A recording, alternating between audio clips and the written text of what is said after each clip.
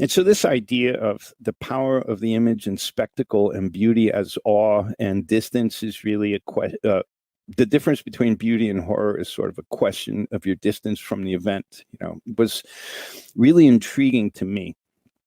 And it made me start thinking in a lot of ways. But one of the most important things I started to see in my development was that I felt like some of the smartest ideas were still happening in the art world, and they were not finding their way to the rest of the world, because I felt like the art world had become largely, and maybe throughout history, a game for the elites. And I don't mean that as a proletariat, although I think that's what I'd classify it myself as in existence, is more of a proletariat. So it wasn't like an elitist perception. It was more that since modern art, a language had been developed that left the pedestrian unable to critique the work. And this is a really interesting piece, and I thrive on this type of research, which is the history of modern art is not what people think, because we don't think of the role of intelligence agencies in cultural movements, except cultural movements are shaped by people, think tanks, agencies that are interested in population control or Cold War agendas. And at the time, if we go back to modern art, what I'm going to say will sound like a conspiracy theory to people who don't know. But there's books written on this now, and it was revealed through the Freedom of Information Act, where the CIA had basically supported and helped grease the skids for the modern art movement. And that sounds ridiculous. Admittedly so. So I went, this is fascinating. I want to understand why. And this wasn't revealed that long ago. It was, within the last 5 years, I believe. And so, you can get books on the subject and stuff. But if you think about, it's like, how do you control people? And that became one of the most interesting topics for me, is what is population control? How is it deployed as tactics, as systems? We were talking earlier about systems. Building worlds as interactive things really means building systems. And so I'm really interested in the systems that control us, you're probably familiar with Noam Chomsky's manufacturing consent, how the public mind is shaped based on, special interests, wealthy interests.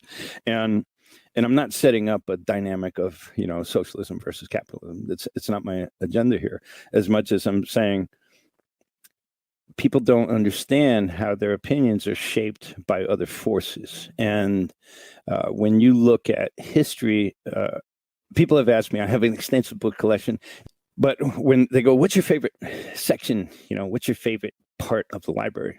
I say, well, it's the history of rewritten history. That's my most interesting section. And so that started for me. I'm going to jump around, but I hope this aligns and makes sense, right? And so when we looked at modern art, you go, well, come on. And you go, no, wait a minute. The Soviets, similar to the Nazis, had embraced, and the fascists had embraced a very sort of brutalistic approach to the traditional craftsmanship. And so when they made sculptures and they made figures with, hammers and sickles, or cutting wheat in the fields, the power of the worker, whatever the message was, they were embracing it to really give something for the masses to look up to appreciate the craftsmanship that came out of this, depending on who it was, a superior race or superior party that is freeing the world worker, or whatever it may be. And that's what they were embracing. So if you looked at, we were in a Cold War now, so Nazis were out of the way, and now we're facing what would become capitalism versus communism, Cold War for decades to come. And you can see how at a I call it at a think tank level, which is the wealthiest in the world, will form groups over time that advise. So if that advise the the leaders below, which is the puppets, right? And then the masters above, which are largely invisible, and then think tanks in between. And so when you consider this, they go, we don't want people to have a critical analysis. We want them to have to delegate their opinion to authority, to an authoritative source, because we want them to know they're not smart enough to review this, to judge it on their own.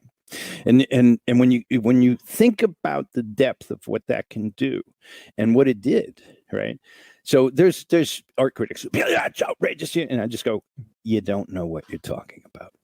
So really, like, do your homework. It's not what you think. It doesn't mean this artists aren't valid. It doesn't mean everyone's in on it. In fact, almost no one's in on it. You didn't even know what happened, because what happened is certain artists, certain galleries, certain dealers, suddenly they'll get the book deals. Suddenly they'll get all the coverage in newspapers. Suddenly it'll be a trend. It'll be a movement. It'll look organic. It'll look like it happened naturally, but it didn't. And that's really fascinating to me. I'm not like perversely attracted to it as much as I'm intellectually fascinated by what it takes to manage civilizations, what civilizations do when they conquer,